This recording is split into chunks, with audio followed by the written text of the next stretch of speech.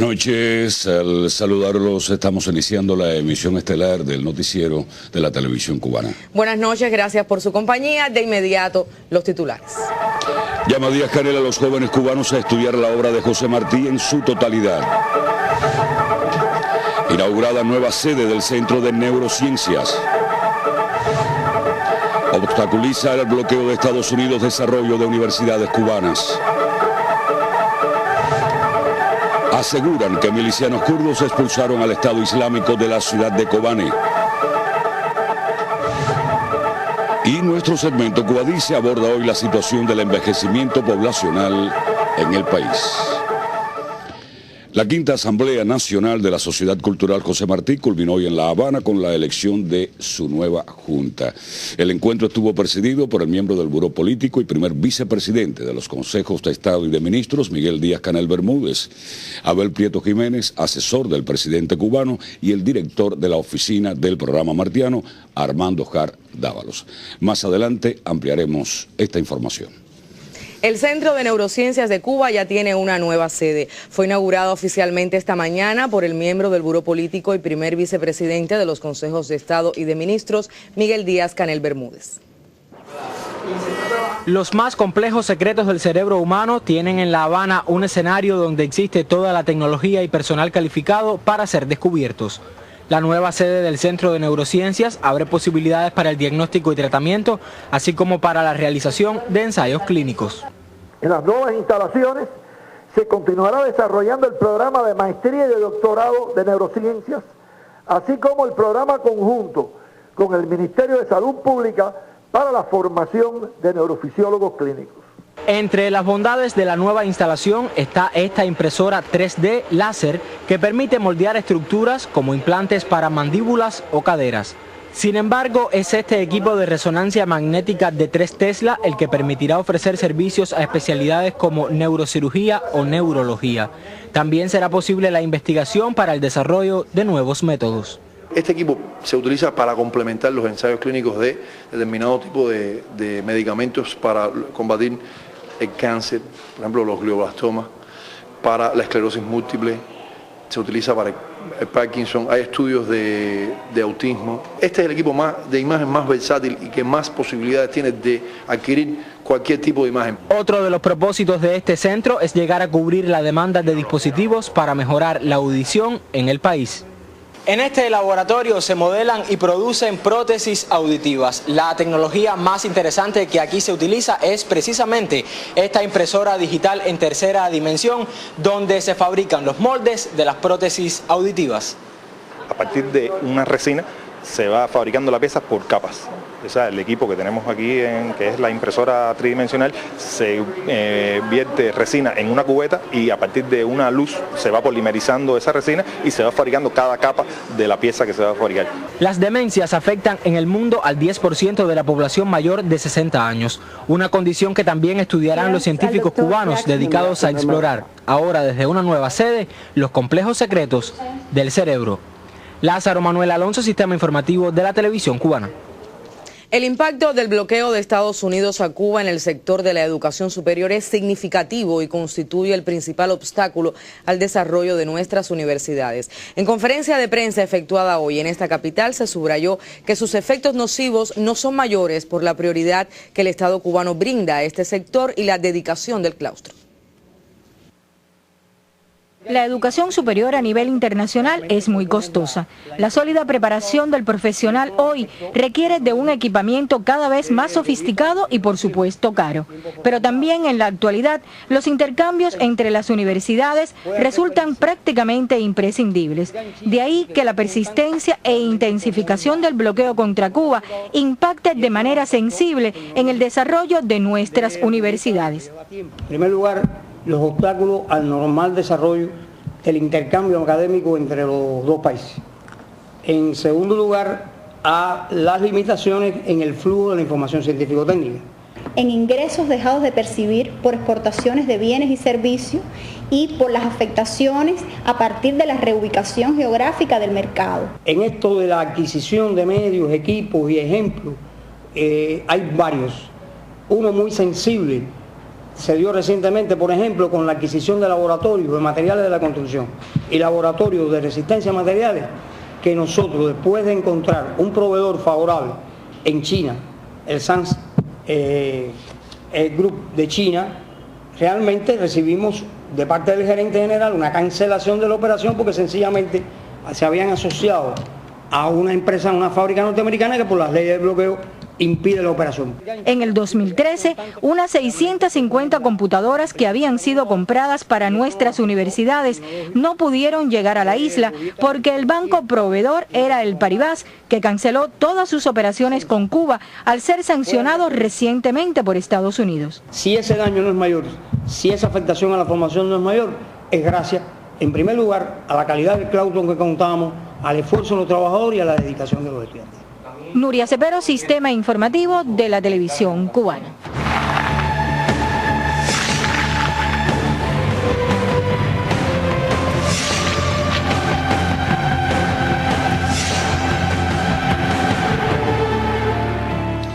Repasemos algunos reportes de la prensa extranjera. El presidente de México, Enrique Peña Nieto, ordenó este viernes a su gabinete de seguridad acelerar la búsqueda de los 43 estudiantes normalistas desaparecidos hace 21 días. La prensa mexicana difundió los resultados de la reunión que sostuvo el mandatario con los secretarios de Gobernación, Defensa, Marina, el titular de la Procuraduría General de la República y otros altos funcionarios. Entre tanto, el Congreso de Guerrero revocó el mandato al alcalde de Iguala, José Luis Abarca Velázquez, actualmente prófugo de la justicia y sobre quien pesa una orden de captura por los hechos violentos suscitados en esa ciudad hace 3 semanas. La comisión instructora analizó las pruebas presentadas y estableció que el alcalde incurrió en omisión al no proteger a los estudiantes.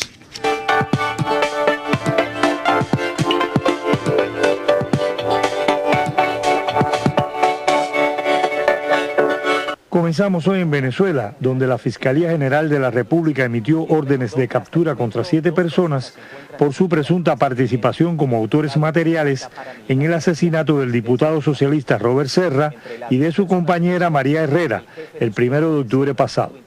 Entre las personas detenidas está el jefe de escoltas de Serra, Edwin Torres Camacho, quien confesó quiénes y cómo planificaron este asesinato.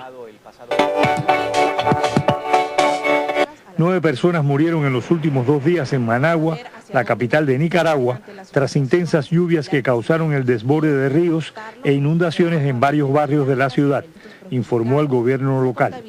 Las víctimas fueron sepultadas por un alud de piedra y lodo que cubrió sus viviendas.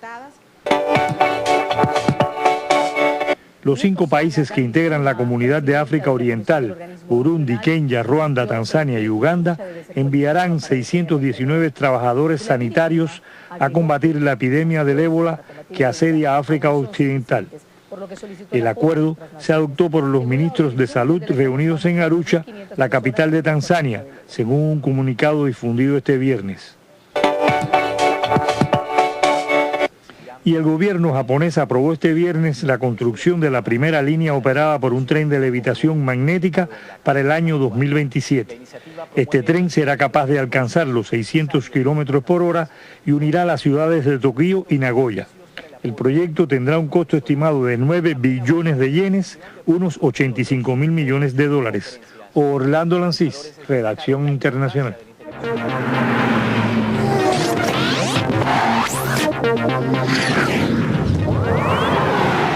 Saludos amigos del deporte. Una intensa actividad con 7 desafíos cumplió esta tarde el Campeonato Cubano de Béisbol, donde los líderes Ciego de Ávila y Matanzas cedieron ante sus respectivos rivales. En el Guillermón, Pinar del Río superó a Santiago de Cuba para desquitarse 11 carreras por 5 y de paso igualar el compromiso particular. Erlis Casanova y Vladimir Gutiérrez guiaron el éxito de los de vuelta abajo. Randy Arozarena y Osniel Madera despacharon cuadrangulares. Los Tigres cayeron ante las Tunas 4-3. Carlos Juan Viera se anotó su primer éxito y Unier Cano encajó el primer fracaso. Un cuadrangular del antesalista Jordanis Alarcón decidió el choque en la parte baja de la 9ª entrada. Coincidentemente, los Cocodrilos también perdieron por 4-3 frente a Granma. La victoria a la cuenta de Juan Ramón Olivera, en tanto Félix Fuentes cargó con la derrota. El matancero Aníbal Medina despachó cuadrangular. Los indios del Guaso fueron con todo contra los cazadores y los vencieron fácilmente 11-2. Oriol Viscova fue el triunfador y Geonel Gutiérrez sufrió el descalabro. Las dos anotaciones de Artemisa por jonrones de Víctor Muñoz y Osmel Fraga. Con este resultado, la selección de Guantánamo se reafirmó en puesto de clasificación. Cienfuegos fue otro conjunto que niveló la serie ante Holguín al derrotarlos 12-7. El novato Yasmani Gómez se apuntó su primera victoria en series nacionales. Michael Sáenz cargó con la derrota. A 14 entradas se extendió el juego reanudado hoy en el estadio Nelson Fernández, donde los Piratas vencieron a Mayabeque 5-4. Dani Aguilera llegó a 3 éxitos, mientras el derrotado fue Josuán Gil Fernández. El choque de la jornada también se definió en extra inning. Durante 12 capítulos batallaron y nuevamente la isla fue mejor al imponerse 8-7. Ganó Héctor Galindo y perdió Mario Batista. Junior Gamboa volvió a salvar. Las dos rayas de los Piratas lo hacen ascender en la tabla de posiciones porque ahora presentan 11-9. En el estadio Sandino, Villa Clara tropezó ante Camagüey 3-4. Lisandro Hernández salió airoso y Joandri Ruiz lo perdió. Hubo salvamento para Frank Madan. Para finalizar, les informo que la escuadra cubana sumó 7 preseas de oro en igual número de posibilidades este viernes en la final de la Copa Mohamed VI con sede en Marruecos. El Mosca Giovanni Beití abrió la senda victoriosa de los nuestros y después se lo imitaron el ligero welter Yacenier Toledo, Roniel Iglesias en los 69, Arlen López en los medianos, Julio César Lacruz en los 81, Erislandi Sabón en los 91 y el supe completo Joandri Toirac. El torneo fue para nuestros púgiles la antesala competitiva antes de su participación en los Juegos Centroamericanos y del Caribe de Veracruz en noviembre del actual año. Deportes, emisión estelar. Gracias, Marcial. Y como ya habíamos adelantado en nuestra portada, la quinta Asamblea Nacional de la Sociedad Cultural José Martí culminó hoy en La Habana con la elección de su nueva junta. El encuentro estuvo presidido por el miembro del Buró Político y primer vicepresidente de los Consejos de Estado y de Ministros, Miguel Díaz-Canel Bermúdez, Abel Prieto Jiménez, asesor del presidente cubano, y el director de la oficina del programa martiano, Armando Jar Dávalos. Los delegados a la quinta Asamblea Nacional de la Sociedad Cultural José Martí abogaron por que se busquen vías alternativas en los distintos niveles de enseñanza para que se conozca en profundidad toda la obra de José Martí desde edades tempranas. Es importante lograr que nuestros jóvenes, como se hablaba aquí, estudien la obra martiana en su totalidad. No es estudiar un fragmento de Martí, no es estudiar un pedazo de la obra martiana. No puede ser limitado ese estudio a la enseñanza general, hay que diversificarlo, ni su estudio puede ser exclusivo a las carreras de humanidades. Yo diría también que la martiana victoria de las ideas será también la victoria de la patria, la revolución y el socialismo. En este sentido, igualmente se debatió sobre cómo la figura de José Martí, al ser símbolo de nuestra nación, debe influir más en procesos culturales que nos identifican como cubanos. En esta jornada, los asistentes a la asamblea enviaron un mensaje al comandante en jefe Fidel Castro Ruz, en el que se comprometieron a seguir defendiendo ideas justas, no solo en Cuba, sino en otras partes del mundo donde han llegado los preceptos de nuestro apóstol. Además, emitieron una declaración por la liberación de los héroes cubanos Antonio, Ramón y Gerardo, encarcelados injustamente en Estados Unidos. Por último, se dio a conocer la nueva Junta Nacional de la Sociedad, que ratificó como su presidente al doctor Armando Jar Dávalos y a Erasmo Lascano López como vicepresidente primero. Dani González Lucena, Sistema Informativo de la Televisión Cubana. Jóvenes fiscales de las provincias de Camagüey, Las Tunas y Ciego de Ávila tomaron posesión de sus cargos como guardianes de la legalidad socialista. Inspirados en el ejemplo de Ignacio Agramonte y en el alegato de Fidel Castro, La historia me absolverá, 31 jóvenes fiscales tomaron posesión de sus cargos en Camagüey para hacer cumplir la legalidad socialista, al recibir de sus familiares las togas identificativas de la lucha contra la corrupción y las indisciplinas sociales. Los nuevos administradores de la justicia de Camagüey, Las Tunas y Ciego de Ávila se comprometieron a emprender un arduo camino de entrega, dedicación, constancia y responsabilidad, con la firma del Código de Ética, este relevo que ingresa a la Fiscalía General de la República en los territorios agramontino, tunero y avileño, ratifica su posición firme con la revolución y el socialismo. En Camagüey, María del Carmen Fuentes, Sistema Informativo de la Televisión Cubana.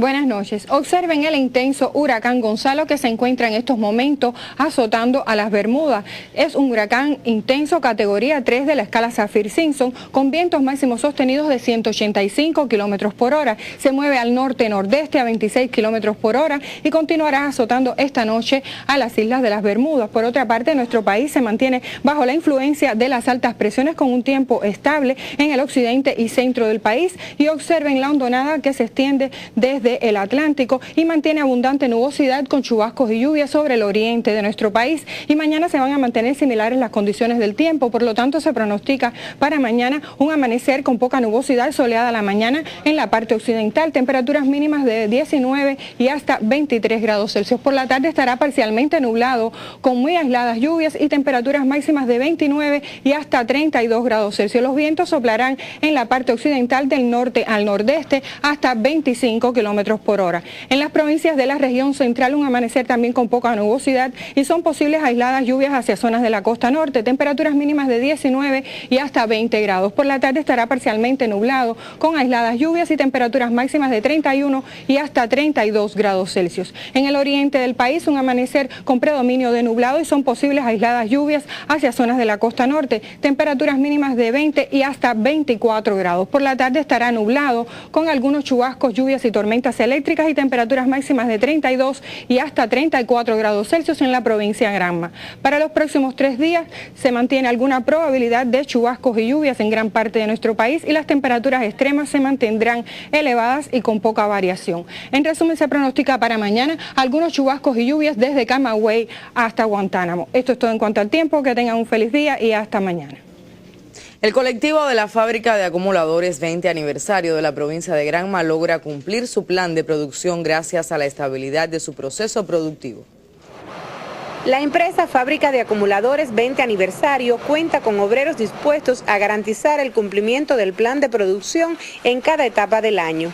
Para el 2014 tienen previsto fabricar 125.000 baterías destinadas al comercio con sectores priorizados del país. Los principales sectores que hoy que trabaja nuestra empresa como clientes encontramos al Ministerio del Azúcar, es decir, ASCUBA, al Ministerio de la Agricultura con todos sus renglones, al MINFAR, el MININ y el MITRAN y SOMEC, es decir, que los compañeros del MICOM. Al cierre del tercer trimestre del año se fabricaron alrededor de 77.800 baterías para concluir la producción en los meses de octubre, noviembre y diciembre. Los trabajadores han tenido la gran disposición de venir los sábados, los domingos, no tienen día para trabajar y por lo tanto en estos momentos tenemos más de 77.000 baterías, faltándonos unas 46.000 baterías, lo cual se promedia a unas 18.000 por mes, que eso sin ningún tipo de problema podemos cumplirlo. El director de la empresa, Eddie Sánchez García, informó sobre las proyecciones de crear una empresa mixta con el fin de elevar el nivel de producción y su diversificación. Esta empresa mixta lo principal que aportará será capital, es decir, capital de trabajo, dinero, para poder llevar a cabo un conjunto de inversiones importantes en la empresa, lograr un cambio tecnológico en nuestras producciones e incrementar otros tipos de baterías que hoy no fabricamos, como las baterías de UPS, las baterías para motos y bicicletas eléctricas, baterías para motos automotrices y baterías de tracción para los paneles fotovoltaicos. Este proceso tiene como objetivo suplir las necesidades nacionales y continuar el abastecimiento de los renglones protegidos por el Estado. Junia Olivera Solares, Sistema Informativo de la Televisión Cubana. Con el objetivo de concertar la cooperación regional para la prevención y el enfrentamiento al ébola, este lunes 20 de octubre en La Habana, Cumbre Extraordinaria de la Alianza Bolivariana para los Pueblos de Nuestra América, Tratado de Comercio de los Pueblos, ALBA TCP. Varias fuentes de información afirmaron este viernes que la resistencia kurda logró la expulsión del autodenominado Estado Islámico de Kobane, una ciudad siria en la frontera con Turquía. La noticia, corroborada por la cadena Russia Today, indica que aún se escuchan tiroteos y explosiones esporádicas desde la zona de combate. La liberación de Kobane por las fuerzas kurdas se logra tras 4 semanas de batalla, mientras aviones de la coalición internacional liderada por Estados Unidos sobrevolaron la ciudad, aunque no efectuaron ningún bombardeo. Kobane es uno de los 3 principales enclaves kurdos del norte de Siria y tiene una importancia vital para el Estado Islámico porque le permitiría enlazar 2 áreas que controla en la actualidad. Europa comienza a sentir las consecuencias de las sanciones que impuso a Rusia a raíz de la crisis ucraniana, un tema que dominó la agenda de los líderes europeos este viernes en Milán, Italia, durante la cumbre Unión Europea-Asia. Pero, ¿cuál es la preocupación actual de los gobiernos europeos? ¿Cuáles son las fichas que ahora se mueven a favor de Rusia? Sobre ese tema es el siguiente comentario del periodista Oliver Zamora Oria. Muy buenas noches, Oliver. Sí, muy buenas noches y muchas gracias. El presidente ruso Vladimir Putin mueve ahora sus mejores fichas en ese partido de ajedrez político que le impusieron Estados Unidos y la Unión Europea cuando aprobaron las sanciones contra Moscú. Días antes de la cumbre Unión Europea-Asia que se celebra en estos momentos en Milán, Italia, Putin realizó una visita oficial a Serbia y allí le comentó a la prensa que Rusia podría disminuir el flujo de gas que pasa por Ucrania hacia Europa si Kiev robaba ese gas. Los gobiernos europeos entendieron muy bien el mensaje. ¿Cuál? Menos gas a las puertas del invierno. Se encendieron las alarmas y el mandatario ruso de pronto se convirtió en el invitado más importante de la actual cita. Putin siempre ha estado claro. Europa se clavó un puñal con unas sanciones que le costarán más de 40.000 millones de euros en pérdidas este año y 50.000 millones el próximo. Y algo peor, las sanciones contra Rusia empujarán la recesión que amenaza a la economía regional. Para Moscú era cuestión solo de apretarse un poco el cinto y esperar la llegada del invierno, algo cómodo para un Vladimir Putin que nada en un mar de popularidad. Ya ese momento llegó, las reglas han cambiado y Rusia se sienta a la mesa de diálogo con más comodidad frente a sus interlocutores. Ya no es mover fichas rusas respecto a Ucrania para que Europa revise sus sanciones, no. Ahora quizás sea Europa y Ucrania quienes primeros den sus pasos para que Moscú decida dar los suyos. Ese matiz es muy importante. Ahora bien, el destino de las sanciones depende mucho de la crisis ucraniana, de la solución de la misma. ¿Dónde está el problema? En cómo quedará la correlación de fuerzas y los intereses de las partes. Eso es lo que seguramente se discute en las reuniones entre Putin, Poroshenko y los mandatarios de Alemania, Francia e Italia. Kiev no será por ahora un aliado de Moscú como en tiempos de Yanukovych, pero está llamada a ser por lo menos un punto de equilibrio entre los intereses occidentales y rusos. Putin dará pasos en la medida que vea garantías para la seguridad nacional de su país. De lo contrario, permanecerá firme como ahora y ganando terreno en una Asia que tiene más que ofrecer. Lo irónico es que a estas alturas a Europa le vendría muy bien un buen gesto, amable digo yo, de Vladimir Putin. Así me despido hasta una próxima ocasión. Contribuir al intercambio, la cooperación y la comercialización en aras de mejorar la radio y televisoras públicas de varias naciones y regiones es el objetivo fundamental de la primera Convención de Radio y Televisión Cuba 2014 y la Expoferia Internacional que tendrán por sede a la capital cubana. De uno de los países invitados, Haití, nos llega el siguiente reporte. Nuestro equipo de prensa visitó recientemente la televisión nacional y entrevistó al director general de la radio y la televisión, Ernest Harrison, quien agradeció el haber sido invitado a participar en la convención que tendrá por sede a Cuba. Es una gran oportunidad ofrecida por el gobierno cubano, sobre todo al nivel de esta parte del hemisferio, para juntos discutir, intercambiar sobre nuestros planes tecnológicos, intercambiar culturalmente sobre la diversidad, saber en qué nivel estamos de producción en términos de transmisiones, sobre todo conocer nuestros lazos históricos ahora que pasamos del sistema analógico al digital. Este joven director nos dijo también que tanto para él como para el equipo que lo acompañará será una oportunidad para fomentar intercambios de trabajos audiovisuales. Aprovecho para agradecerle al gobierno cubano por haber pensado en la realización de esta gran actividad. Igualmente por haberle dado la oportunidad a Haití a que esté presente al lado de Cuba con los cubanos al compartir esta experiencia. La visita a la televisión nacional haitiana incluyó también un recorrido por sus diferentes instalaciones e intercambios con sus equipos de trabajo. Desde Haití reportamos Carlos Rodríguez, Legnoy Borrell y Norma Marta del Río, Sistema Informativo de la Televisión Cubana.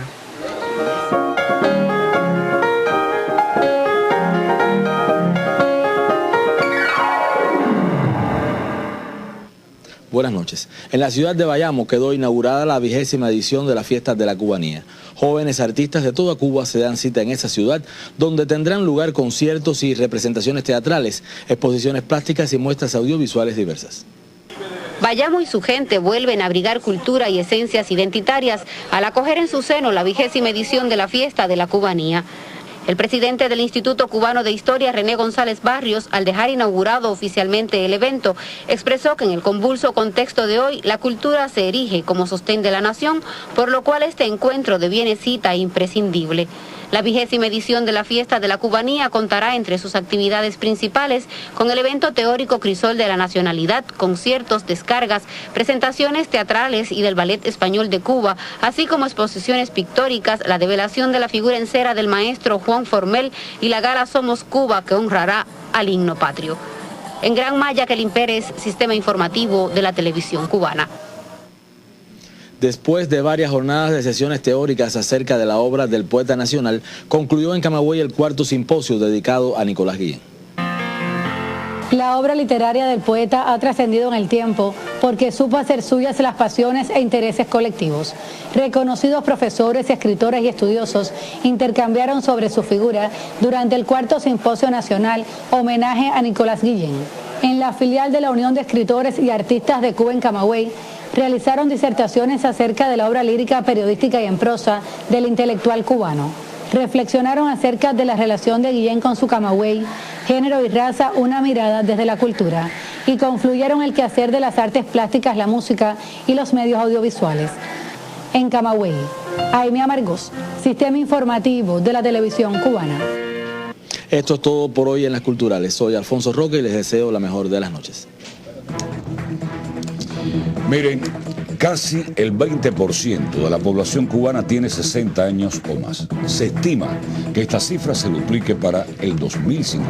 Ante los retos que supone el envejecimiento para la familia y la sociedad en general, el Ministerio de Salud prioriza la atención en hogares y casas de ancianos. Cuba dice se acerca hoy a este fenómeno demográfico desde la cobertura de salud y de instituciones sociales. Abren y lo cierran, la misma cosa. Deben de tener solución.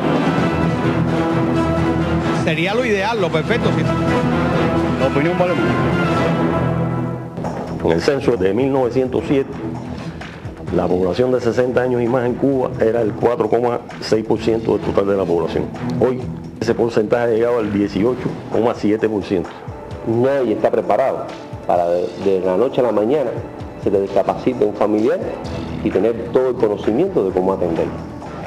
Algunos asientos para que las personas ya mayores como nosotras podamos sentarnos un poquito, y si tengo donde sentarme, hago la colita más conforme, ¿verdad? El salario tiene un jubilado, no coincide con los precios que tienen puestos.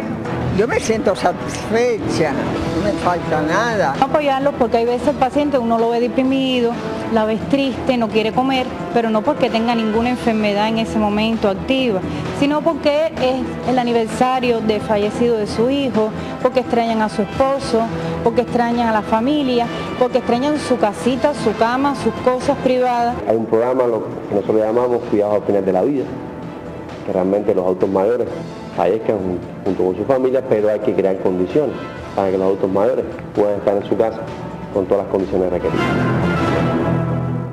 Casi el 20% de la población en Cuba tiene 60 años o más, según el último censo de población y vivienda. Un fenómeno demográfico que evidencia la alta expectativa de vida de los cubanos. Se sabe que el futuro de nuestro país es el de una población envejecida. Por esa razón, uno de los principales retos de la sociedad es lograr que las personas lleguen a edades avanzadas con calidad de vida y una adecuada atención.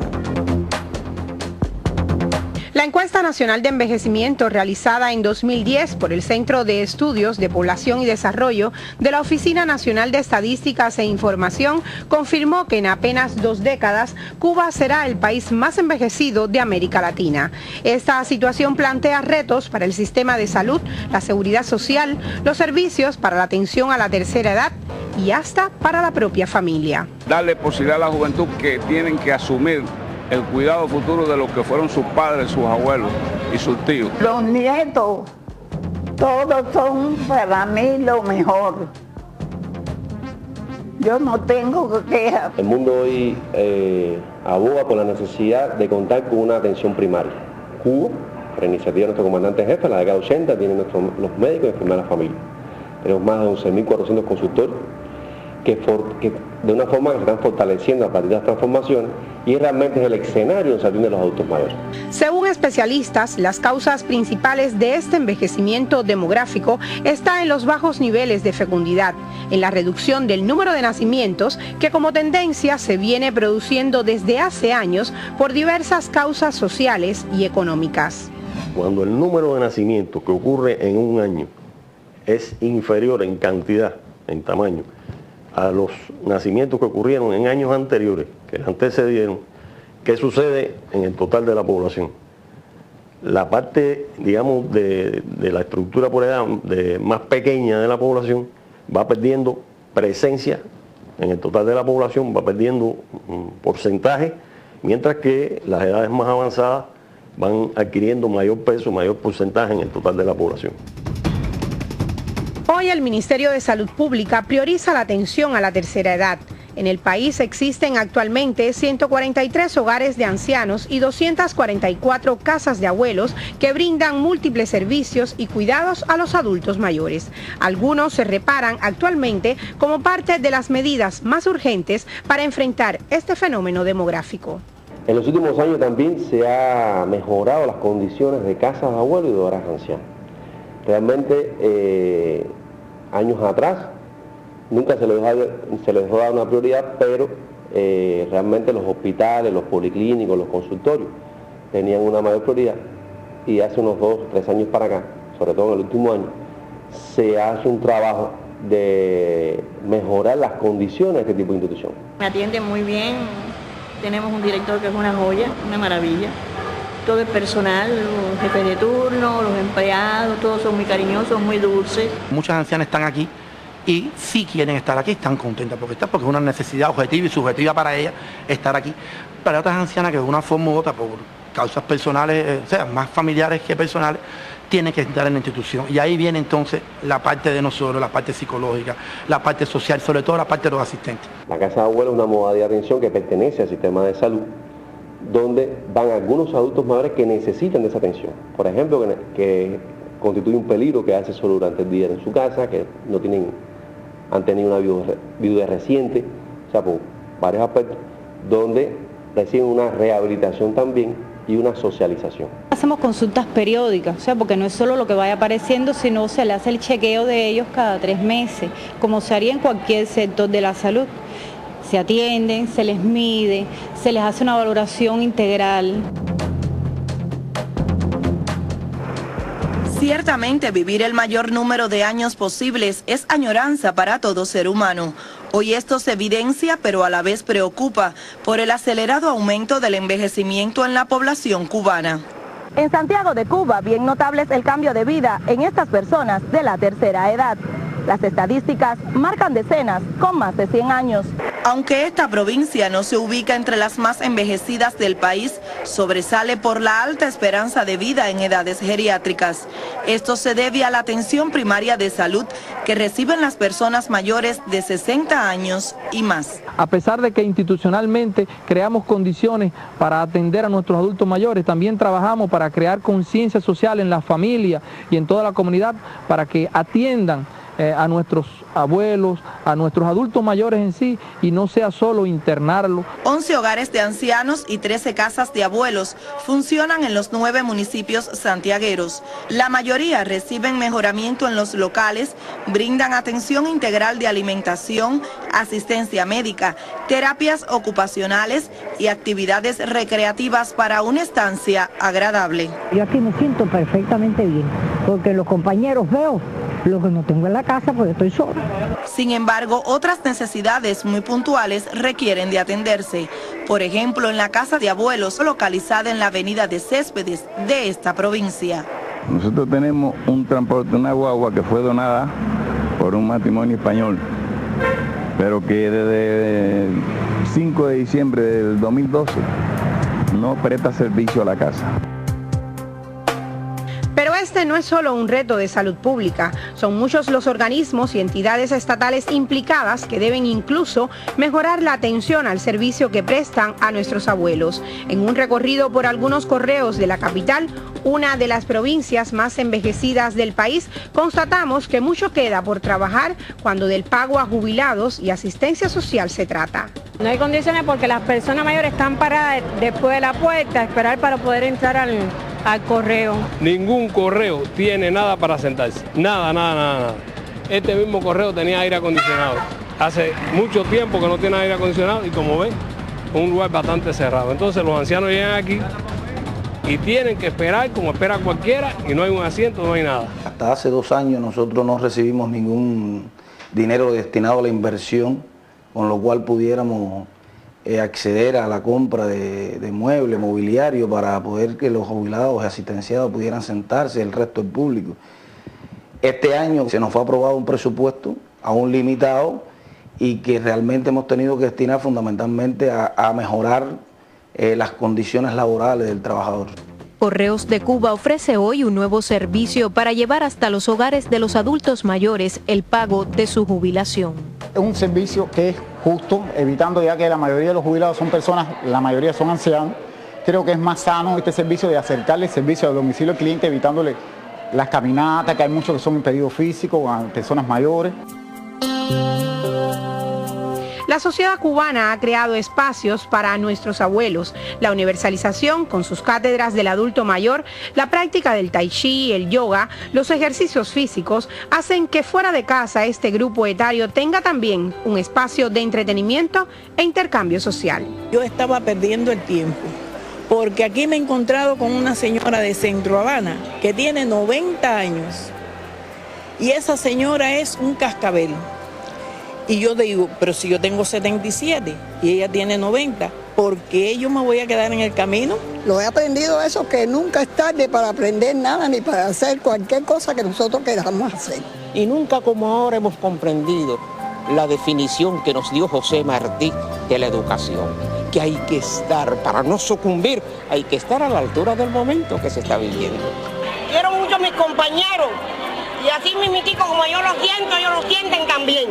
No por los ejercicios, no, sino por el roce social que tenemos entre todas las abuelas, de todos los viejos. Nos damos vida, sentimos una eterna juventud. Mientras, la salud pública cubana desarrolla estrategias para ayudar a la familia, pues enfrentar el envejecimiento es un tránsito difícil para el que hay que preparar a todos en el hogar. Hace unos años el 9% de los adultos mayores en Cuba vivían solos. Pasó un 11% y hoy se estima que el 13% de los adultos mayores en Cuba viven solos. Y se le adiciona un 11%, que son varios adultos mayores conviviendo en una misma casa sin jóvenes. Y ese otro reto que tenemos nosotros, que es enseñar a la población cubana a atender a adultos mayores. Por eso también existen algunas muy incipientes escuelas para cuidadores, que queremos también desarrollarlo en el resto del país, para que la familia cubana acuda a ese lugar y aprenda cómo cuidar al adulto mayor, porque en ocasiones maltratamos por falta de conocimiento. Yo creo que la población va envejeciendo a una velocidad más rápida que la formación de especialidad geriátrica en el país. Mañana la mayoría van a ser adultos y ese es un gran reto que hay que prepararse la sociedad para eso. No es solo criticar, sino crear condiciones y educarse para esas cosas que vienen. El mejor estímulo que nosotros le podamos dar es una sonrisa y estar ahí cada vez que ellos nos necesiten.